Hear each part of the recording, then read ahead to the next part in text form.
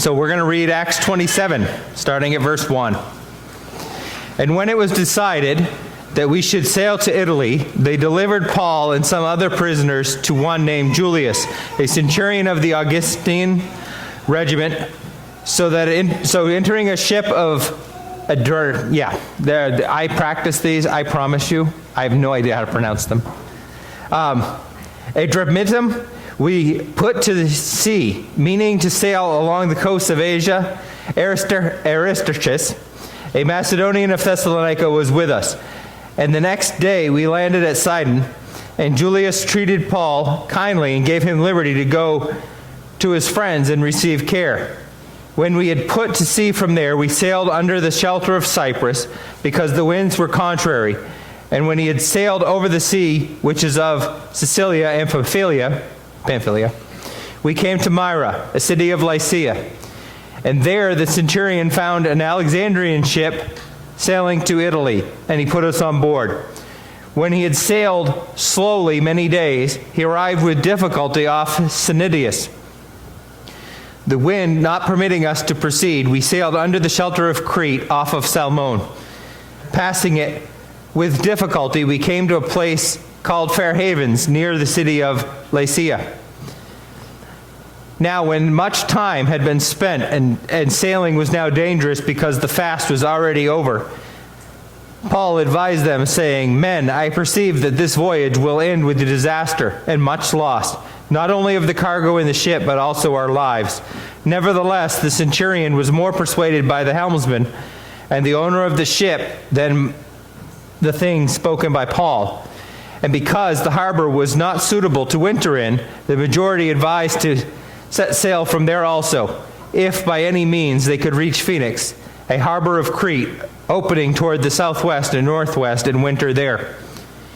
When the south wind blew softly, supposing that they had obtained their desire, putting out to sea, they sailed close by Crete.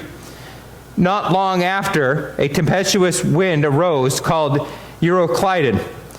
So when the ship was caught and could not drive into the wind, we let her drive, and running under the shelter of an island called Claudia, we secured the skiff with difficulty.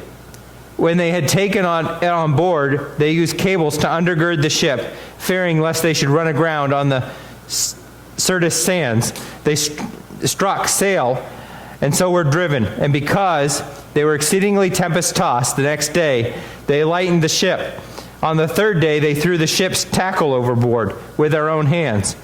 Now, when neither the sun nor stars appeared for many days, and no small tempest beat up on us, all hope that we would be saved was finally given up.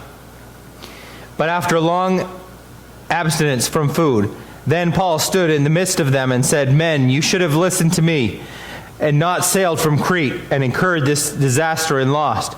And now I urge you to take heart, for there will be no loss of life among you, but only of the ship. For there stood by me this night an angel of God, to whom I belong and whom I serve, saying, 'Do not be afraid, Paul. You must be brought before Caesar.' And indeed, God has granted you all, and those with you, all those who sail with you. Therefore, take heart, men. I believe God that it will be just as was told me. However, we must run aground on a certain island." Now when the 14th night had come, and we were driven up and down in the Adriatic Sea, about midnight the sailors sensed that they were drawing near some land. And they took soundings and found it to be 20 fathoms. And when they had gone a little farther, they took soundings again and found it to be 15 fathoms. Then, fearing lest we should run aground on the rocks, they dropped 4 anchors from the stern and prayed for day to come. And as the sailors were seeking to escape from the ship, when they had let down the skiff into the sea, under pretense of putting out anchors for the prow, Paul said to the centurion and the soldiers, "Unless these men stay in the ship, you cannot be saved." Then the soldiers cut away the ropes of the skiff and let it fall off. And as day was about to dawn, Paul implored them all to take food, saying, "Today is the 14th day. You have waited and continued without food and eaten nothing. Therefore I urge you to take nourishment, for this is for your survival. since not a hair will fall from the head of any of you." And when he had said these things, he took bread and gave thanks to God in the presence of them all. And when they had broken it, he began to eat. Then they were all encouraged and also took food themselves. And in all, we were 276 persons on the ship. So when they had eaten enough, they lightened the ship and threw out the wheat into the sea. When it was day, they did not recognize the land, but they observed a bay with a beach, onto which they planned to run the ship if possible. And they let go the anchors and left them in the sea. Meanwhile, loosing the rudder ropes, they hoisted the mainsail to the wind and made for shore. But striking a place where two seas meet, they ran the ship aground, and the prow stuck fast and remained immovable. But the stern was being broken up by the violence of the waves. And the soldiers' plan was to kill the prisoners, lest any of them should swim and escape.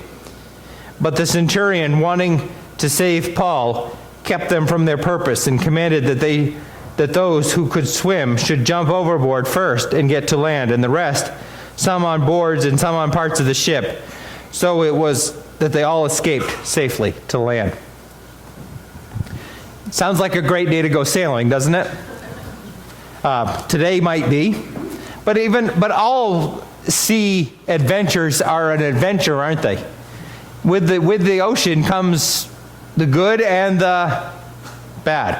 You take the good, and sometimes you have to deal with the bad. So the decision was made here to leave for Rome. Paul had been in Caesarea for probably 2 years at that point.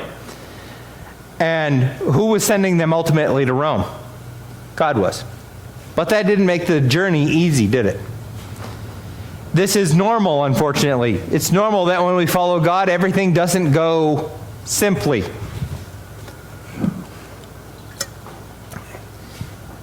The question is, what are we going to do with the difficulty? Because the difficulty is going to come. What are we going to do with it? What we'll see here is Paul used the difficulty to point people to Jesus.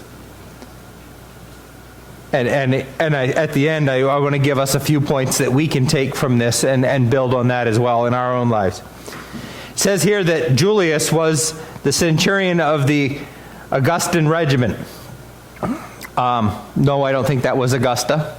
But no one really knows what regiment this was, what this meant.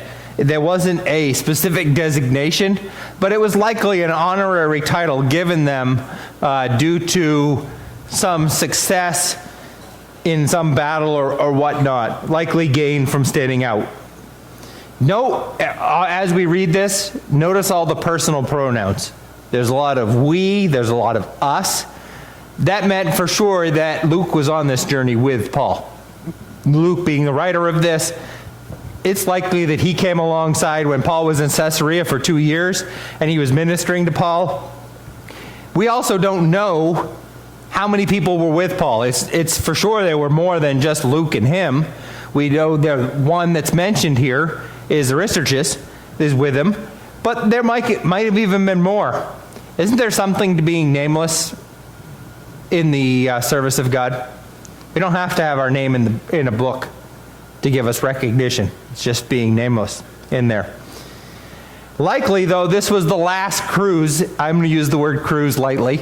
Last cruise of the season, because they would not cruise in the winter. So they were trying to get this last one in and get the product where it needed to go before the season was over. And I put a map up here of the journey. So they were starting here in Caesarea, and they went up to Sidon, which is the first place they went. I'm just going to leave this here because for a while we're going to keep talking about places that we're going. Sidon was actually mentioned earlier on in chapter 21. We don't know how long necessarily they were in Sidon, but in the previous time, which is in chapter 21, it said they were there for 7 days, unloading the ship and loading the ship. So that's what it says they did here. So it's possible they were there for about a week. Either way, it seems like it was a length of time because it says that the centurion gave Paul liberty to kind of go out and have people come into him and whatnot. Why? We don't really know, but it's also possible that this centurion had known Paul over the fact of the 2 years that he'd been in Caesarea and had got to know Paul and knew he wasn't a danger. Wasn't going to run, he wasn't a flight risk or anything like that. Now it says from there, verse 4, when we put to sea from there, we sailed under the shelter of Cyprus. Now, one of the things to keep in mind, they were able to go this way for one reason. One of the reasons this ship was happy to take this journey was because they had Roman centurions on board. That area, right there, specifically, was known for pirates. If you had Roman centurions on board, they weren't going to attack your ship. I don't know if there was some way of knowing it or not, but those Roman centurions were way better than pirates. Even if they did attack, they wouldn't. So normally that would have been a very hazardous journey, but because of the centurions being on board, it allowed it to be a little bit quicker. They upgraded ships when they got to Myra. When they got to here, there's a break in this line a little bit, and they stopped there. They also upgraded ships. It says they found an Alexandrian ship. Kind of reading farther down, we know that this was a large ship. This was they had wheat as a cargo on it. This meant it was large. I also read that there were 276 people on them? That's anybody want to hand build a boat like that? That's a big boat. It was a grain ship. And they probably, what I was reading, is they probably wanted to sail from here, get up through here, and then head north to Ephesus. And again, ships back then didn't have GPS. They had ground. So they stayed within the distance so they could see the ground, right? Within reason. They didn't head through open ocean just carelessly. So they were probably trying to head up to Ephesus, and the thought that I read was to cross somewhere through here where it's less open and actually get to Corinth and cross through this land bridge. It said to cross through that land bridge. But it was getting to be the fall. And the wind, it says, was contrary. There's several times in here it says the wind was contrary. When you're sailing, guess where you go? To a certain extent is where the wind is going. And it says here after the feast. This would have been a Jewish feast that Luke is operating by here. He's mentioning the Feast of Atonement. That Feast of Atonement is traditionally in September or October. So it's getting late in the year. And Paul advised, as they got on, they sailed, while they were trying to go up here, they ended up coming south because the wind was contrary and ended up ending here in this place called Fair Havens or Lasea. And Paul said, this is probably a good place to stay. We should stay here. But the other, and not just stay here, it was months of staying here because they wanted to winter there. They, in essence, said, no, we don't want to winter here. It's better for us on the other side of the island. They probably were headed to that place on there that's called Phoenix. Because it's got better amenities. If you're going to spend the winter somewhere, what they have matters, right? People don't come to Maine for the winter. They go to Florida for the winter, most of them, unless we're cold-blooded or something. But we go south for the winter, right? So they wanted to be in a better place, have better amenities, better setup for them. Paul's like, no, we should stay here. They didn't. The others didn't want to. And it says, as they head out, verse 13, when the south wind blew softly, supposing that they had obtained their desire. In essence, what they're saying is, things worked out really well when they left port. It was working out well. The south wind was helping them. They're like, we made the right decision. It didn't last long. It didn't. We ever do that in our lives? We think we make a good decision, Things look good for a second, and then all of a sudden, crash.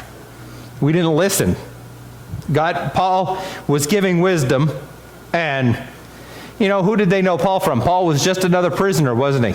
He may have had some influence with them, and they might have trusted him, but they didn't trust him enough to listen. The centurion here mentions he was rather listening to the helmsman or the captain of the ship and the owner of the ship. So the storm took them out to sea. It mentions here enough that the skiff was probably something they used when they couldn't get the ship into harbor. It was the portage ship, if you will, that they would use. They'd put people down in that and get them into the shore because it was smaller. My assumption based on reading this is that it's something that they just kind of dragged behind them. We walked out before it got oppressively humid and hot. We walked out to the breakwater the other day and saw several sailing ships with dinghies behind them. But what did it say they had to do with this? In order to keep the dinghy from breaking up, they had to bring it on board. Large ship, lots of people, lots of grain, and now you had to put your small boat on board. I'm sure it got kind of crowded. And then it says they had used cables to strengthen the ship. How? I don't know how they did that, but they obviously did. But to go around the ship to strengthen the ship, that doesn't sound like a fun process, does it? But that's how much they were in danger. I think the other part of this is these were seasoned mariners that were doing all these processes to save this ship. And they were danger of being blown. What they were afraid of is as they came down here, they were in danger of being blown into this North African coast. And so they threw the equipment over.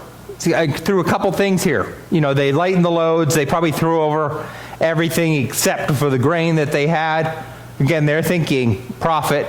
Also, they're also thinking it's a good ballast for the ship, isn't it? It gives you some ballast in the waves. But they threw even the equipment over. So anything that they had for navigation, which again is not the GPS that we would have today, they threw it over. I know I have a friend based on Facebook. He probably wants to go dive in some of these areas to find this stuff they threw overboard. But imagine how navigation would have worked for them at this point. How do you know where you are? They threw everything over. Later on says that it had been several days without seeing the sun or the moon or stars or anything. Can't really navigate that well, can you? They were lost. They had no idea where they were. And again, several days. I'm really glad looking at the weather forecast that this weather has an end. And it's not distant per se. But can you imagine not knowing? They weren't able to pull their phone out of their pocket and say, well, the Weather Channel says. Right? They didn't have that. Or ask Alexa. Yeah, dear Siri. Hey Siri, what's the weather going to be? They couldn't do that. They couldn't ask Alexa. They couldn't do any of that. They couldn't ask, hey Siri, can you tell me where I am? They had none of that advantages. They're just literally being blown out in the sea. And it says in the end of verse 20, all hope that we would be saved was finally given up. Again, experienced mariners. These aren't just guys that said, hey, let's jump on a boat, let's go somewhere, and have no idea what they're doing. This is what they did for a living. When they've given up hope, guess what? I'm going to give up hope. Can you imagine? Then Paul, verse 21, stood in the midst of them and said, you should have listened to me. I love the, I told you so. Isn't there a real, I told you this was going to happen. I suppose that's more sarcastic maybe, but maybe not. But isn't that what we all would have been thinking? We would have. I told you. But it came with some encouragement. No one was going to die. No one would die. Take heart. Another translation says, keep your courage. But not only he had, let's look at this for a second. He'd gotten the message for himself, but this time, he'd gotten a message for himself several times before, including, Paul, you're going to stand before me and testify in Rome. That was for him. This message was not only for him, but it was for everybody on the ship with him. The but in this message is, the ship is going to run aground. We're going to lose the ship. But everybody's going to be okay. And it says, we must run aground on a certain island. Maybe some of you have something different in your translation. I think one of them says some island. You know what that means? You have no idea what island. It's not a certain island, like we could say an island out there. It wasn't a specific one. It was just some island. And there was also a condition here too of you were protected if wise choices are made. You're not going to just take foolish chances of, well, everybody's going to be great, so I'm going to just jump off the boat and I'll start floating now, okay? It wasn't that. When we're making choices and we have God's protection, doesn't that mean we also have to make wise choices? Can't just take that on a whim and say, well, God says he's going to protect me, so here I'm going to go. And it's actually, Swindoll in his commentary suggested that the protection gave them a greater reason to use wisdom in their choices. And Luke writes in verse 27 that they were in the Adriatic Sea, which if you look at this, is up towards here. Historically, though, we're talking down here. What Luke would have known as the Adriatic Sea was down closer to here. But then again, did Luke really know where he was? It's not like Luke could even look it up on a map later and say, well, that's where we were. I don't know that. So, likely between Crete, where they were, and Malta, which is over here. Somewhere in here. And it says, when the 14th night. Well, not great at math. Most of the kids here know this week I haven't been great at math. 14 is 2 weeks. Can you imagine on a 2-week journey when they were only intending to go from here to here? You're expecting a half a day, and you got 2 weeks. Have we ever been in a situation like that where we've been over our heads in something and it just doesn't seem like it's going to end? 2 weeks. And did they have any idea that it was going to be over in the next couple days? They didn't know. They were just trying to get to the other side of Crete. And here they end up out here somewhere shipwrecked. 2 weeks. And then it says, about midnight, the sailors sensed they were drawing near some land. Let's throw that idea of sensed out there. One, what time was it? It says in the text, midnight. What in the world could you see at midnight? Wasn't like the moon was out. There was no... It says the word sense. The definition of that is form an opinion based on scant evidence. Literally, they were guessing they were close to land. It was night. There were no birds or anything that could be seen. Could they hear the surf? Maybe.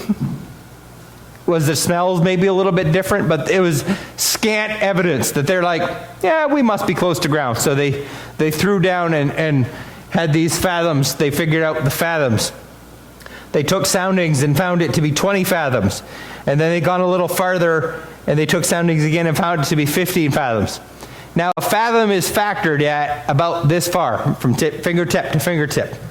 So the average would probably be about 6 foot.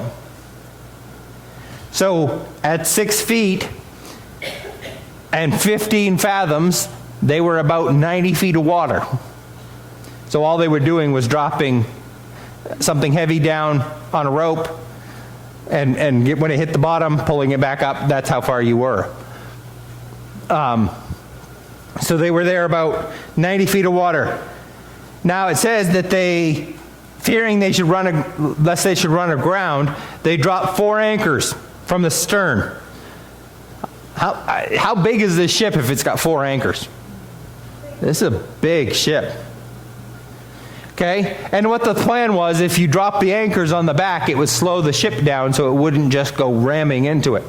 But what they did is, while it looked like they were doing this, they were actually putting the skiff in the water, back in the water, so they could escape and get away. These are the centurions probably doing this. And Paul, if we read the other account of this, I believe it's in 1 Corinthians, this wasn't Paul's first shipwreck. This was actually, he'd gone through 3 before this.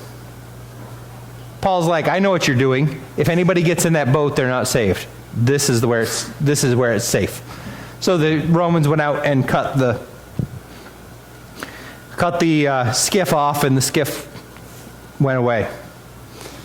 Now, again, sorry, turning page here. Verse 33, and as it was about to dawn, Paul implored them to take food. Today is the 14th day you have waited and continued without food and eaten nothing. You need your strength. Everybody's protected, but you might as well get some strength. Again, this is the wise choices that need to come. So they still had some of the load on. And then it says after this, they threw it off. Here's the thinking on that. The load itself would have given them a good ballast against the water. Would have given them a good. Now, getting it off the boat was the best idea because they're running it inward, in ground, right? Every pound you get off is another inch that boat raises in the water and can go further, right? So it's going to give them that help. So they're throwing all this wheat overboard. Continues, it says,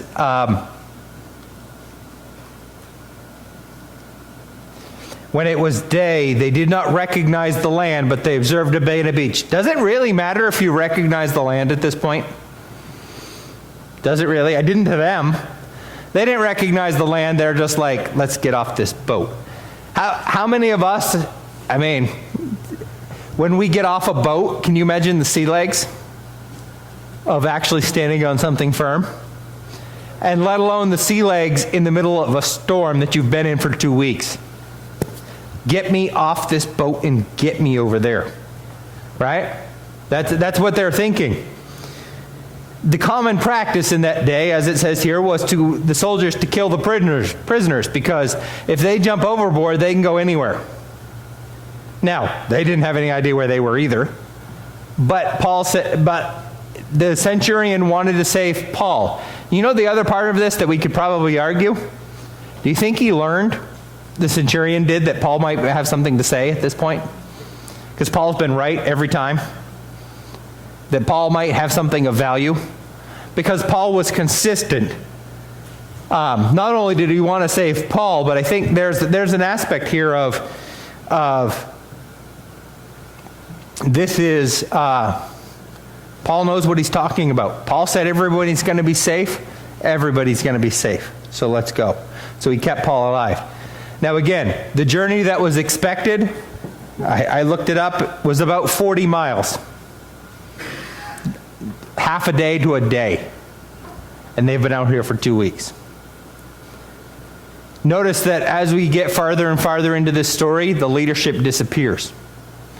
There's less and less leadership. You don't see the captain anymore, do you? We noticed when we left Fort, the helmsman and the owner, they were leadership. They pushing for this. As the story goes on, you don't even hear about them. So what does all that mean for us? What Paul offered them is good for us too. Number one, God was with us. God is with us. God was with them. He was telling them, God is going to protect us.